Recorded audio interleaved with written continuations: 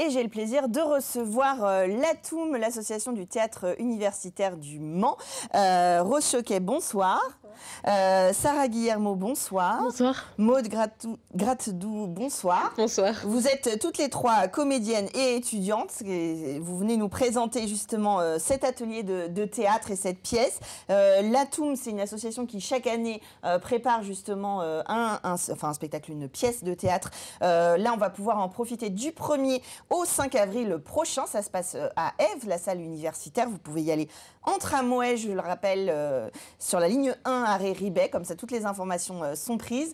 Et on va découvrir L'Apathie pour débutants, qui est une pièce, je ne sais pas si elle est vraiment pour débutantes, parce qu'il faut quand même s'y atteler, de Jonas Hassan-Khemiri. Comment ça se passe déjà, peut-être, Rose, l'association, l'ATOUM, comment vous vous retrouvez, comment vous vous constituez, comment vous choisissez la pièce ? Eh bien, tout d'abord, l'ATOUM, c'est une association théâtrale universitaire pour étudiants, mais aussi on accueille aussi des personnes qui ne sont pas forcément étudiantes. Donc, on est une troupe qui est assez mixte, et ça c'est bien, ça fait la richesse de notre association.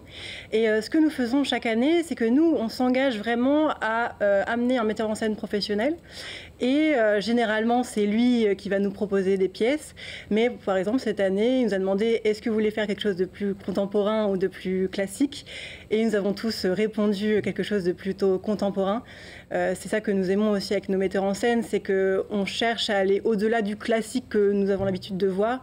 Et c'est pour ça qu'on aime beaucoup aussi travailler avec notre metteur en scène actuel. Kéridine Largent, metteur en scène, vous révisez, ça fait combien de temps que vous êtes sur ce projet pour préparer ce spectacle ? Alors, on est sur ce spectacle depuis le mois de septembre-octobre. Ça veut dire qu'on est là, on est un atelier qui propose de mettre en place une pièce, mais cela sur toute l'année. Ça demande beaucoup de temps, on se retrouve sur des week-ends, on a vraiment une mise en scène qui est assez complète, on a des techniciens professionnels qui viennent aussi, donc on a des jeux de lumière qui sont adaptés. Donc non, c'est un cadre assez professionnel. Oui, le montage du spectacle est assez professionnel. Alors, L'Apathie pour débutants, l'image qui est derrière moi, elle est déjà assez dure. On se doute dès le titre qu'on n'est pas sur une comédie franchouillarde. Qu'est-ce que ça raconte, ce spectacle ? Donc L'Apathie pour débutants, ça part d'une histoire vraie en Suède, car le dramaturge est suédois. Et donc c'est tout autour d'un scandale de société qui est très connu en Suède. Et donc c'est une enquête. Et on voit la pièce à travers les yeux de l'enquêteur qui se tourne plus vers la fiction que sur les faits.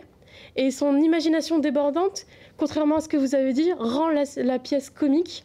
Et justement, en fait, on essaye d'amener le public à se dire qui a raison, qui a tort, et où est la vérité, et tout en voyant en fait comment une personne a pu totalement glisser et changer alors qu'elle était pleine de bonnes intentions. Et aussi, on met en scène les rumeurs et à quel point une petite phrase peut arriver dans les journaux tellement ça vraiment empiré. Il y a ce glissement des faits en fait entre l'enquête et puis après l'imaginaire. Ça se passe dans les années 2000 et c'est dans le milieu des demandeurs d'asile avec justement ces jeunes, ces enfants ou adolescents qui sont apathiques et qui ne parlent pas, on ne sait pas trop pourquoi. Et comment ça se passe ? Qu'est-ce que vous jouez sur scène ? Alors, vous jouez ces jeunes ? Alors non, on joue justement les personnes, voilà, de ce journaliste, voilà, qui va chercher par exemple le rôle de Rose, qui est une fonctionnaire, voilà, une fonctionnaire qui s'est beaucoup occupée de ses enfants et comment, voilà, elle est passée d'une fonctionnaire qui aidait énormément les familles, qui a vu énormément de choses. On joue également des personnes qui sont assez proches. C'est-à-dire que personnellement, mon rôle, c'est une enfant qui a grandi avec ses enfants qui sont tombés malades, qui étaient vraiment très proches d'eux. Et également donc, des personnes un peu plus éloignées et comment ils peuvent être sensibilisés à cette cause, comment ils peuvent le voir.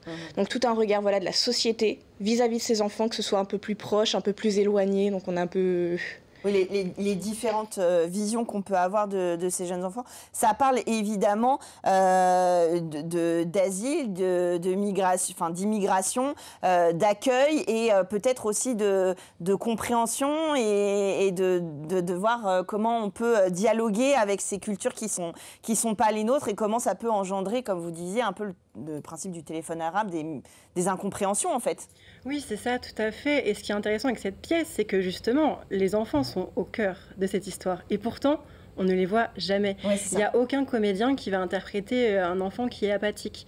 Aucun. Et c'est ça qui est intéressant dans cette pièce, c'est que on va voir toute cette masse médiatique, mais aussi du côté des politiciens, des enfants de la fonctionnaire qui veulent la défendre, parce que quand même notre maman a été investie dans ces histoires des demandeurs d'asile.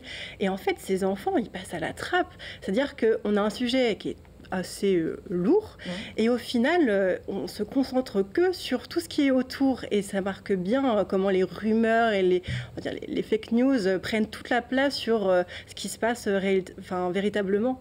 Et, il y a une espèce de manège, de surreprésentation du problème en oubliant finalement le cœur du problème.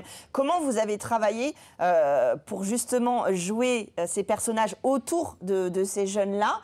Est-ce que vous vous êtes un peu renseigné sur les faits, comment ça peut se construire ? Parce qu'ils ne sont pas là, mais vous les jouez un petit peu par leur absence.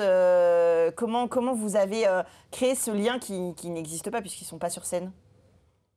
Je dirais que notre metteur en scène nous demande beaucoup de surjouer pour pouvoir après diminuer l'intention. Et nous, on est beaucoup dans la caricature parce que ça permet aussi de mettre une distance et aussi d'amener de l'humour pour alléger le sujet de la pièce et pour pouvoir aussi faire rire. Et je trouve que faire rire, ça fait aussi faire réfléchir. Bien sûr. Et donc justement, il se repose vraiment sur nous et il nous considère, il nous parle comme si on était des acteurs professionnels avec qui il travaille. Et c'est vraiment, on a ce libre arbitre et cette totale liberté. Et il nous indique et il nous aide pour pouvoir nous aiguiller. Mais c'est vraiment à nous de nous renseigner, d'observer et surtout d'étudier notre texte parce qu'il dit que tout ce qui est dans nos répliques dit beaucoup de choses sur notre personnage et que chaque réplique a un sens et qu'elle n'est pas là par hasard. Oui, si elle a été écrite par l'auteur, c'est qu'il avait déjà construit le personnage derrière et il sait pourquoi il s'exprime comme ça. Vous êtes combien sur scène et est-ce que vous êtes nombreux à être là depuis plusieurs années ? J'imagine qu'il y a différents niveaux, différents univers. Oui, tout à fait. Alors notre association, elle ne veut pas faire de... C'est-à-dire que chacun est le bienvenu. On s'en fiche de votre niveau, on s'en fiche de votre âge. Et personnellement, j'y suis depuis 3 ans. Et c'est une association qui a 36 ans. Donc oui, il y a beaucoup de personnes qui sont venues. Et en ce moment, on assiste un peu à un renouvellement aussi de génération, un renouvellement de bureau. Et c'est-à-dire que là, on a beaucoup de jeunes. On est 18 là au total. On a une comédienne qui a eu un petit accident de ski, du coup, on est 18 maintenant. D'accord. Et généralement, ça amène beaucoup de monde. Il y a 2 ans, on était 30. Là, c'était un peu beaucoup. Mais généralement, notre metteur en scène, c'est ça qui est génial avec lui, c'est que même si on est beaucoup, il arrive toujours à ce que chacun ait un rôle et trouve sa place et que chaque personnage ait son importance. C'est-à-dire que même si vous jouez 5 minutes, même si vous jouez 10 minutes, vous aurez l'importance pour les gens. Alors justement, on vous découvre du 1er au 5 avril sur la scène universitaire Ève au Mans. À qui s'adresse ce spectacle ? Alors évidemment à vos camarades sur le campus, évidemment aux autres étudiants, peut-être ceux qui auraient envie de vous rejoindre l'année prochaine. Mais tout le monde peut venir voir ce spectacle. Vous pensez à partir de quel âge il faut être déjà un peu adolescent, pouvoir réfléchir un petit peu pour comprendre le texte ? Alors oui, pour vraiment capter toutes les intentions du texte, tout ce qui peut être dit derrière les phrases, oui, il faut peut-être, non pas par exemple 14 ans, c'est plutôt bien, ne pas avoir non plus 7-8 ans, ça risque d'être un petit peu jeune pour pouvoir tout comprendre derrière tout ce que le texte peut apporter comme idée, comme... Oui, bien sûr, les doubles sens, enfin les... C'est exactement ça, oui. Et du coup, voilà, on peut venir, tout le monde qui est intéressé par le sujet ou qui a envie de vous voir. Voilà, ça fait 18 fois 18 bandes d'amis et de familles, ça fait déjà du monde. Et puis, on réserve, on peut venir directement.